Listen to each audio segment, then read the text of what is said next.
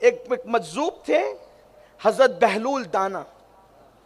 ابھی میں جو بات کر رہا تھا اچانک بات یاد آئی تو میں اس طرف آ گیا, میں اس طرف جاؤں گا جدھر لے جانا ہے, شکر کی طرف. لیکن اس سے پہلے عنوان ہی سے متعلق بات یاد.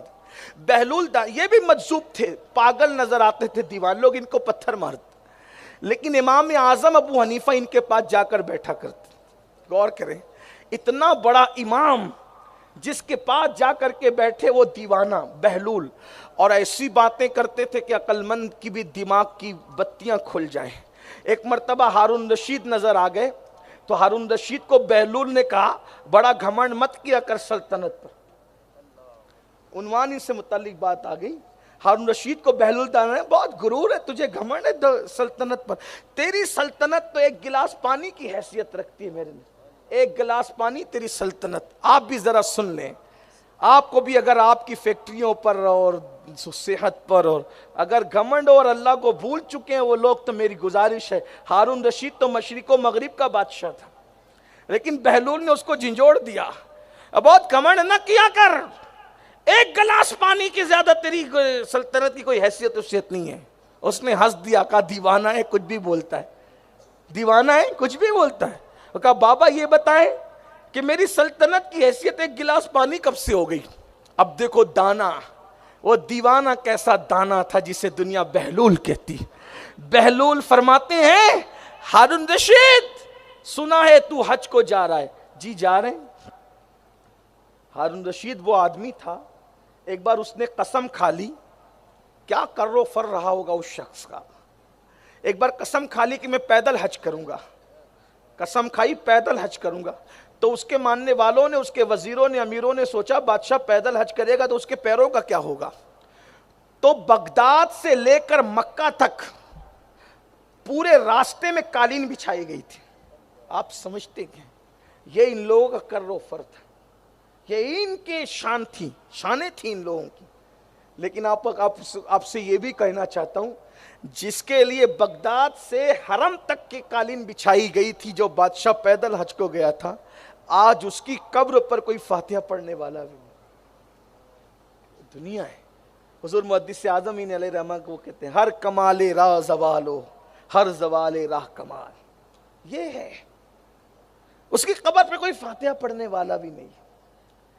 مگر وہ موسیٰ کاظم جن کی ہاتھوں میں ہتکڑیاں ڈال کر اور پیروں میں بیڑیاں ڈال کر مدینے سے بغداد تک پیدل لایا گیا تھا ذلیل کرنے کی نیت سے, آج 24 گھنٹے میں ایک سیکنڈ ایسا نہیں آتا کہ ان کا حرم کبھی خالی نظر آئے. یہ ہے, یہ اصلیت یہ ہے.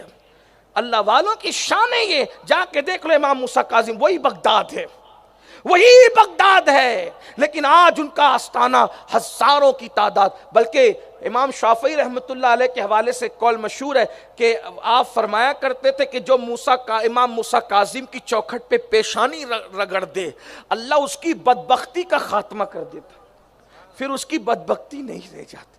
تو بات اب دور نہ نکلتی جائے, میں اپنی بات سمیٹ لوں کیونکہ وقت پر بات ختم کرنی ہے, ٹائم قریب الختم ہے. کہ بہلول نے فرمایا ایک گلاس پانی سے زیادہ تیری حکومت کی حیثیت نہیں ہے. ہارون رشید کہہ دیا بابا آخر گلاس بھر پانی اور میری حکومت, شرق سے لے کے غرب تک میری حکومت ہے. تو بہلول سرکار فرماتے ہیں, ارشاد فرماتے ہیں ہارون سنا ہے تو حج کو جا. یہ وہ پیدل والے حج کی بات نہیں, اس سے پہلے کی بات. سنا ہے تو حج کو جا رہے, تیرے ساتھ بہت ماننے والے ہیں, اچانک تو بھٹک جائے, پانی اور اناج کچھ نہ ہو, اور راستہ بھٹکنے کی وجہ سے تو پانی کے لیے تڑپ رہا ہو پیاس کی شدت سے, اور تیرے پاس پینے کو پانی نہیں ہے, اور قریب المرگ ہو, تو مرنے کے قریب ہو. اس وقت کوئی تیرے سرہانے آ کر کہے کہ ہارون ہم تجھے ایک گلاس پانی پلائیں گے, لیکن آدھی سلطنت دینی پڑے گی, بولو دو گے کہ نہیں دو گے. ہارون نے مسکرا کے کہا بابا بالکل دیں گے, کیونکہ جان ہے تو جہان ہے.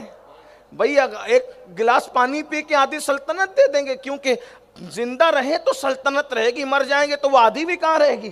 تو ایک گلاس پانی کے لیے ہم آدھی سلطنت دے دیں گے. بالکل دے دیں گے بابا صاحب.